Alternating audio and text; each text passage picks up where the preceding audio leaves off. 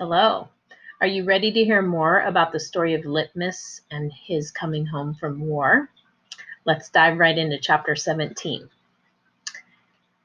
Well, Litmus came home from the war, said Miss Franny as she went on with her story, and found himself alone.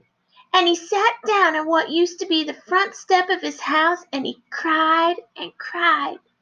He cried just like a baby. He missed his mama, and he missed his daddy, and he missed his sisters, and he missed the boy he used to be. When he finally finished crying, he had the strangest sensation. He felt like he wanted something sweet. He wanted a piece of candy. He hadn't had a piece of candy in years. And it was right then that he made a decision. Yes, ma'am, Litmus W. Block figured the world was a sorry affair and that it had enough ugly things in it. And what he was going to do was concentrate on putting something sweet in it. He got up and started walking. He walked all the way to Florida, and the whole time he was walking, he was planning. Planning what? I asked.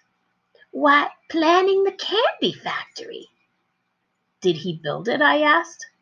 Of course he did. It's still standing out on Fairville Road.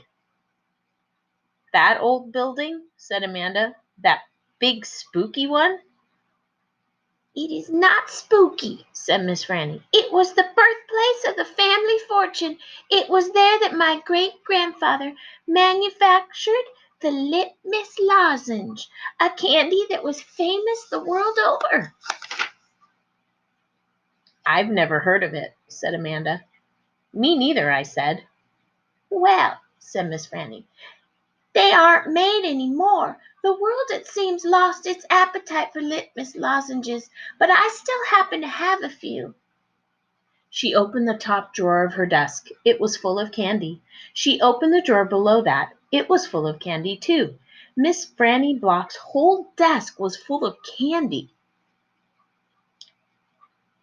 Would you care for a Litmus lozenge? She asked Amanda and me.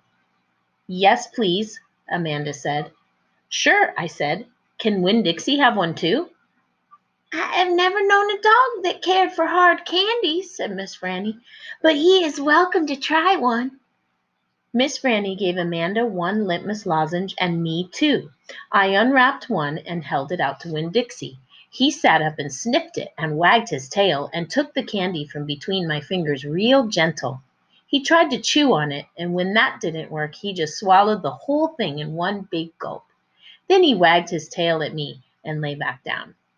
I ate my Litmus lozenge slow. It tasted good. It tasted like root beer and strawberry and something else I didn't have a name for, something that made me feel kind of sad. I looked over at Amanda. She was sucking on her candy and thinking hard. Do you like it? Miss Franny asked me. Yes, ma'am, I told her. What about you, Amanda? Do you like the Litmus lozenge? Yes, ma'am, she said, but it makes me think of things I feel sad about. I wondered what in the world Amanda Wilkinson had to feel sad about. She wasn't new to town. She had a mama and a daddy. I had seen her with them in church. There's a secret ingredient in there, Miss Franny said. I know it, I told her. I can taste it. What is it? Sorrow, Miss Franny said. Not everybody can taste it. Children especially seem to have a hard time knowing it's there. I taste it, I said. Me too, said Amanda. Well then, Miss Franny said, you've probably both had your share of sadness. I had to move away from Watley and leave all my friends, I said. That is one sadness I have had. And Dunlap and Stevie Dewberry are always picking on me. That's another sadness. And the biggest one, my biggest sadness, is that my mama left me when I was still small, and I can hardly remember her. I keep hoping I'll get to meet her and tell her some stories. It makes me miss Carson, said Amanda. She sounded like she was going to cry. I have to go. And she gave up and almost ran out of the Herman W. Block Memorial Library. Who's Carson? I asked Miss Franny. She shook her head. Sorrow, she said. It is a sorrow-filled world. But how do you put that in a piece of candy? I asked her. How do you get that taste in there? That's the secret, she said. That's why Litmus made a fortune. He manufactured a piece of candy that tasted sweet and sad at the same time. Can I have a piece to take to my friend Gloria Dump, and another one to take to Otis down at Gertrude's Pets, and one for the preacher, and one for Sweetie Pie, too? You may have as many as you want, said Miss Franny. So I stuffed my pockets full of litmus lozenges, and I thanked Miss Franny for her story, and I checked out Gone with the Wind, which was a very big book, and I told Winn-Dixie to get up, and the two of us left and went over to Gloria Dump's. I rode right past the Dewberry's house. Dunlap and Stevie were playing football in the front yard, and I was just getting ready to stick my tongue out at them, but then I thought about what Miss Franny said about war being so horrible, and I thought about what Gloria Dump said about not judging them too hard. And so I just waved instead. They stood and stared at me, but when I was almost all the way past, I saw Dunlap put his hand up in the air and wave back. Hey, he hollered. Hey, Opal. I waved harder, and I thought about Amanda Wilkinson and how it was neat that she liked a good story the same as I did. And I wondered again, who was Carson? That's the end of chapter 17. Let's go into chapter 18. When we got to Gloria Dump's, I told her I had 2 surprises for her and asked which one did she want first, the small one or the big one. The small one, said Gloria. I handed her the litmus lozenge and she moved it around in her hands, feeling it. Candy? She said. Yes, ma'am, I told her. It's called a litmus lozenge. Oh, Lord, yes, I remember these candies. My daddy used to eat them. She unwrapped the litmus lozenge and put it in her mouth and nodded her head. Do you like it? I asked. Mm-hmm. She nodded her head slowly. It tastes sweet, but it also tastes like people leaving. You mean sad? I asked. Does it taste like sorrow to you? That's right, she said. It tastes sorrowful but sweet. Now, what's surprise number 2? A book, I said. A book? Uh-huh, I said. I'm going to read it out loud to you. It's called Gone with the Wind. Miss Franny says it's a great book. It's about the Civil War. Do you know all about the Civil War? I have heard it mentioned a time or 2, said Gloria, nodding her head and sucking on her litmus lozenge. It's going to take us a long time to read this book, I told her. There are 1,037 pages. Woo-wee, said Gloria. She leaned back in her chair and crossed her hands on her stomach. We best get started then. And so I read the first chapter of Gone with the Wind out loud to Gloria Dump. I read it loud enough to keep her ghosts away, and Gloria listened to it good. And when I was done, she said it was the best surprise she had ever had, and she couldn't wait to hear chapter 2. That night, I gave the preacher his litmus lozenge right before he kissed me goodnight. What's this? He said. It's some candy that Miss Franny's great-grandfather invented. It's called a litmus lozenge. The preacher unwrapped it and put it in his mouth, and after a minute he started rubbing his nose and nodding his head. Do you like it? I asked him. It has a peculiar flavor. Root beer? I said. Something else. Strawberry? That too, but there's still something else. It's odd. I could see the preacher getting further and further away. He was hunching up his shoulders and lowering his chin and getting ready to pull his head inside his shell. It almost tastes a little melancholy, he said. Melancholy? What's that? Sad, said the preacher. He rubbed his nose some more. It makes me think of your mother.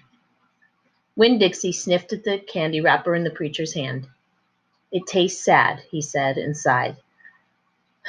It must be a bad batch. No, I told him. I sat up in bed. That's the way it's supposed to taste. Litmus came back from the war and his whole family was dead.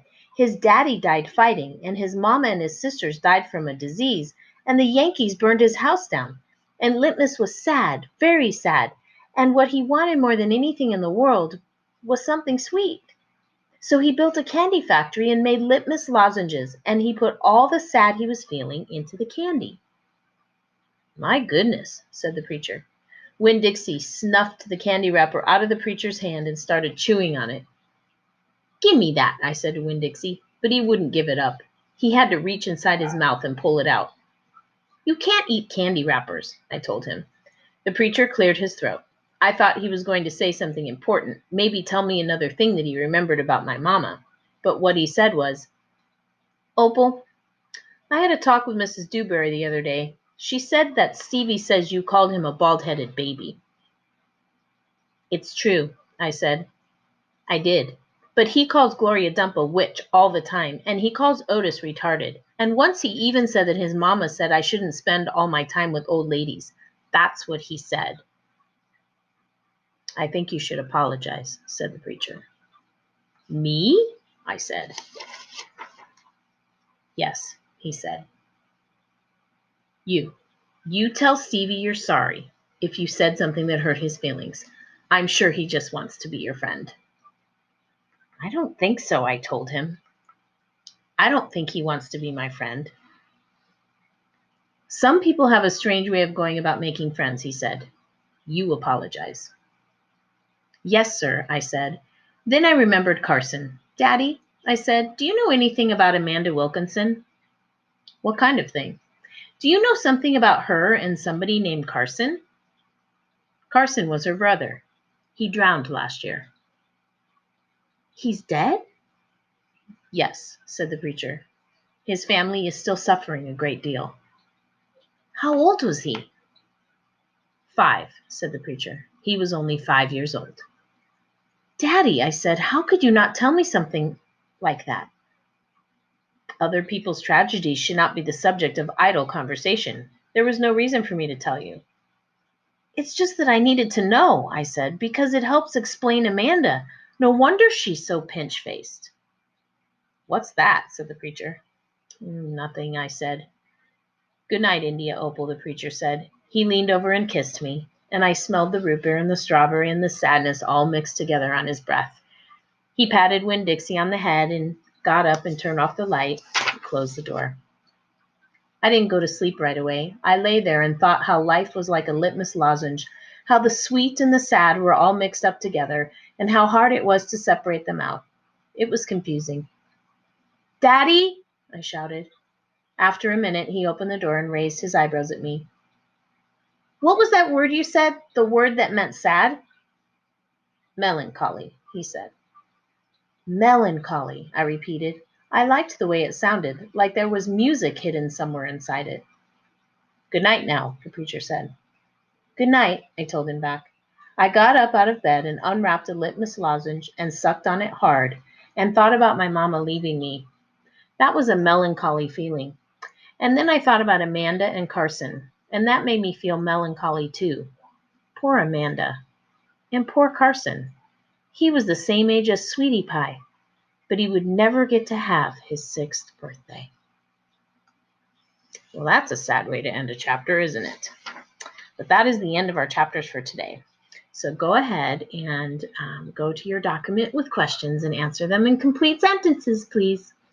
And we will read again on Friday.